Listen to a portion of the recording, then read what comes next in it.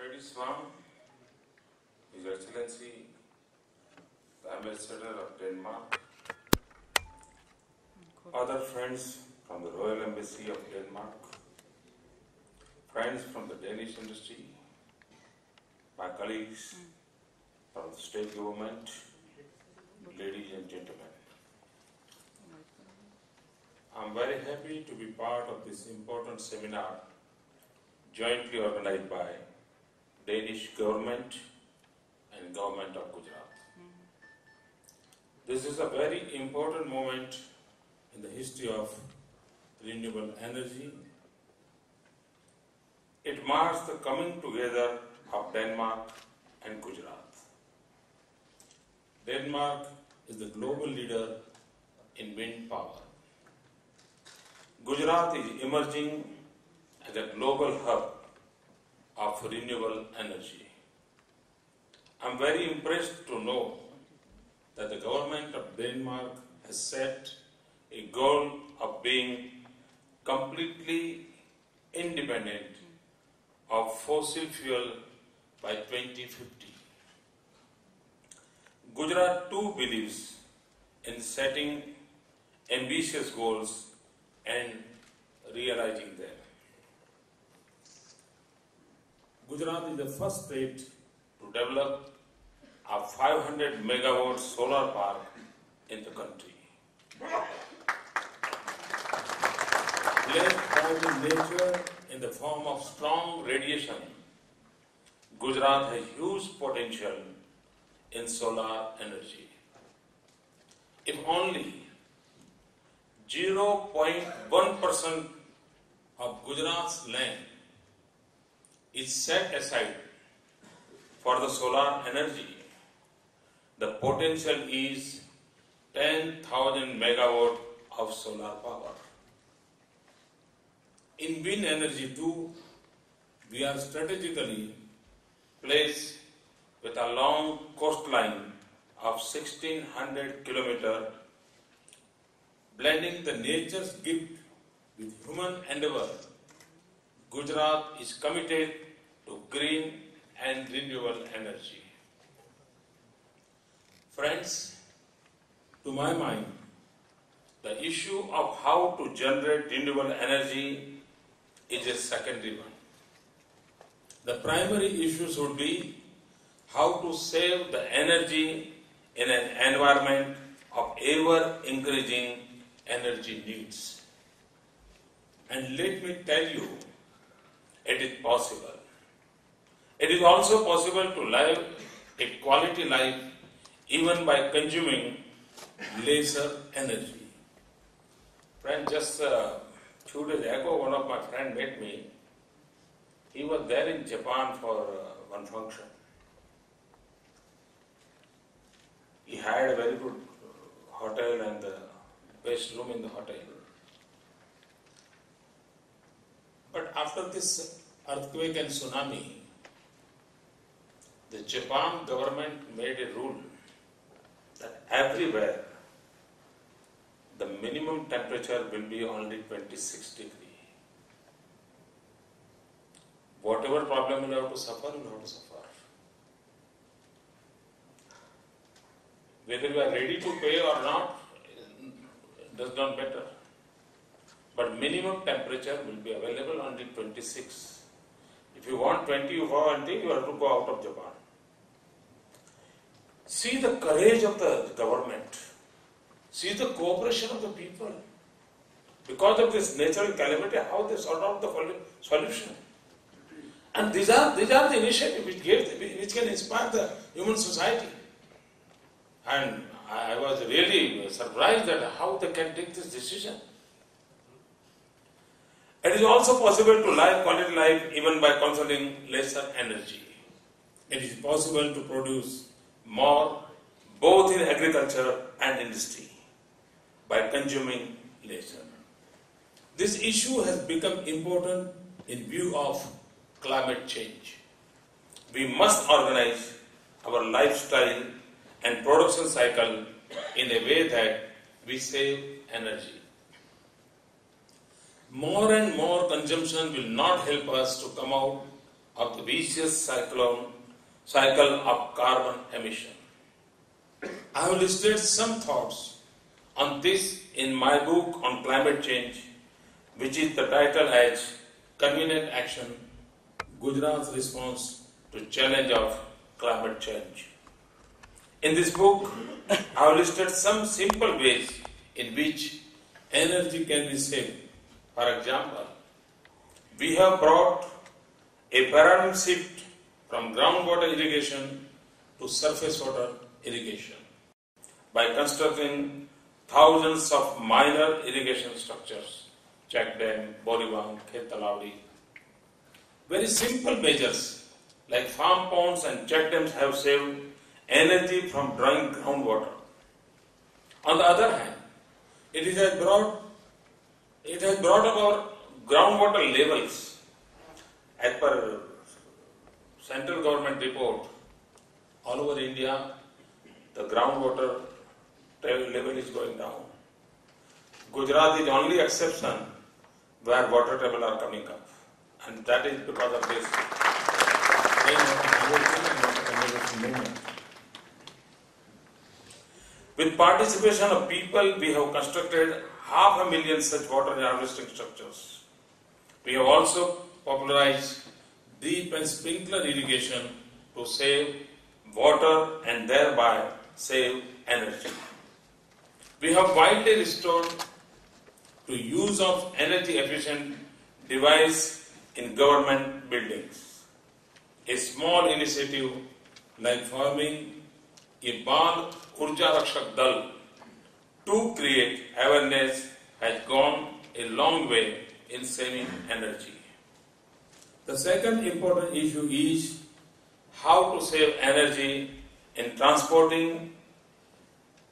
You are aware that sizable portion of energy is required in transporting the means of energy. It has a cost. It has further environmental impacts. And en route, there are losses too. Learning from our experience in conventional energy, let us develop technologies and devices system so that the losses are minimal. We cannot reverse the clock of human civilization. Rather, we have to produce energy in a more decentralized way so that it does not need to be transported or transmitted. We have to set up such a technologies and process which are sustainable. I am glad to say that recent thinking on renewable energy is addressing many of these issues. Producing solar power on rooftops, in fields, solar-powered devices and gadgets are examples of such solutions where not only we produce renewable energy, but we produce in a decentralized way.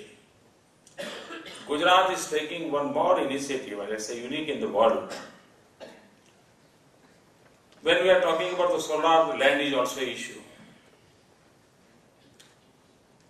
We have planned such a manner that we can sort out the problem of the solar, we can sort out the problem of the water, and we can sort out the problem of the energy. Once it came to my mind, I was talking to some business people and some technical person. I requested them that look at our Narda canals. Can we have a cover on the canal of the solar seeds? So we can save the evaporation of the water. We can produce the solar energy and the land problem also solved. And now we have come to conclusion. So 1 kilometer long canal will give a 1 megawatt solar energy, and not only that, 1 kilometer canal yearly will save 1 crore liter of water.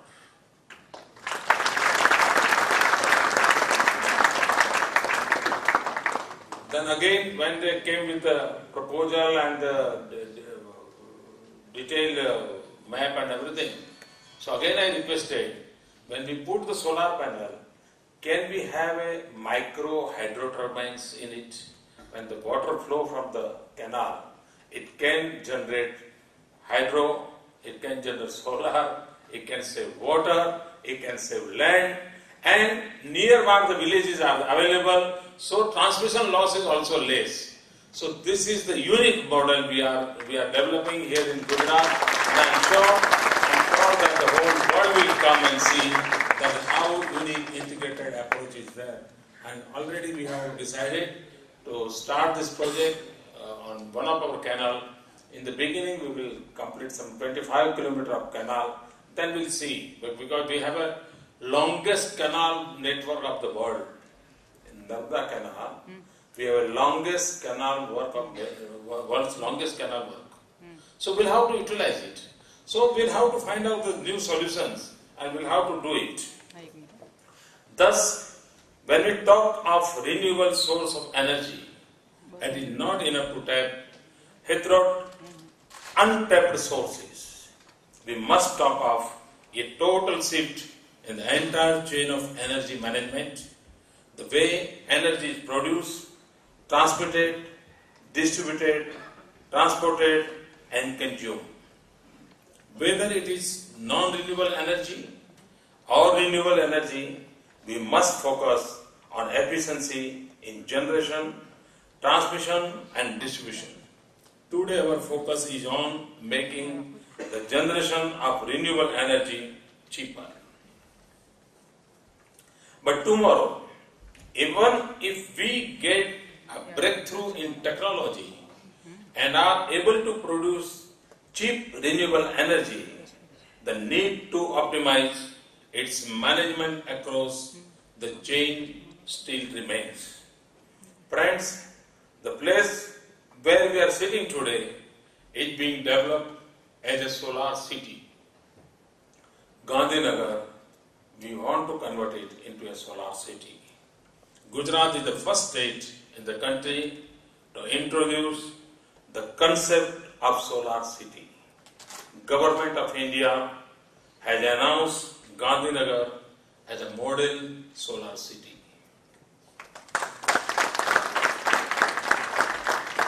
One more thinking is going on, yet we have not come to the conclusion. The people are aware about the Culture project. The wind velocity in the sea is very high, and the availability of energy also very rich dividend is available. So I have suggested the technicians that when we create a culture, can we have on the seaside some wind energy for this 64 kilometer long this culture project, and if it is going to happen, I'm sure that it will be the greatest dividend to the culture project and to the Gujarat.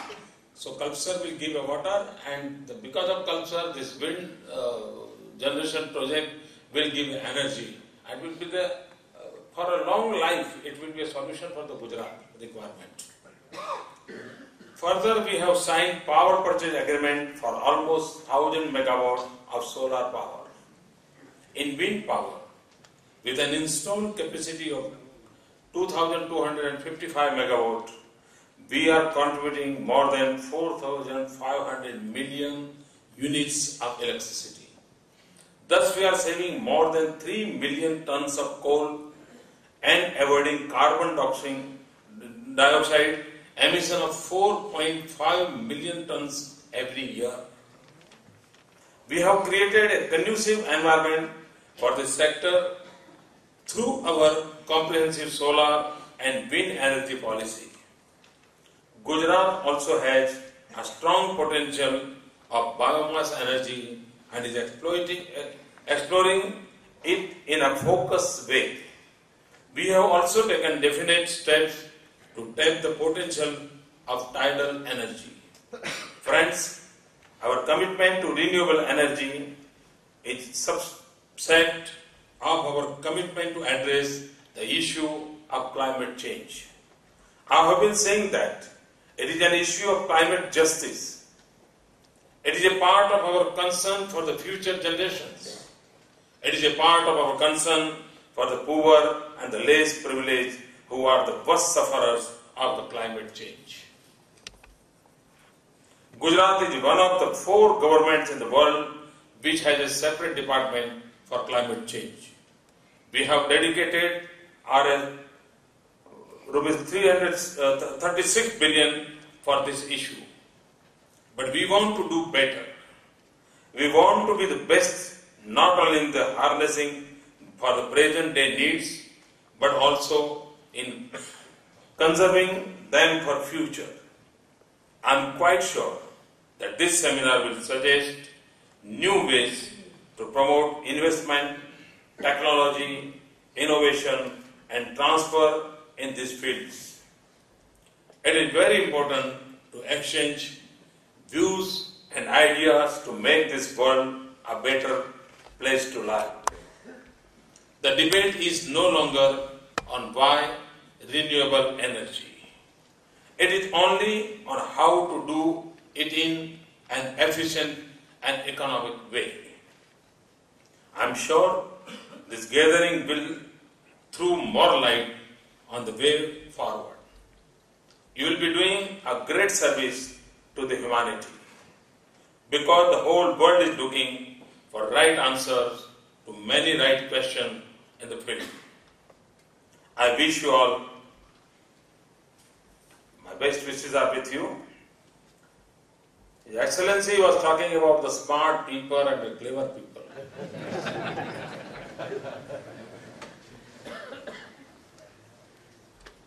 I am happy that normally those who are smart, those who are clever, they always select the smart and clever partner.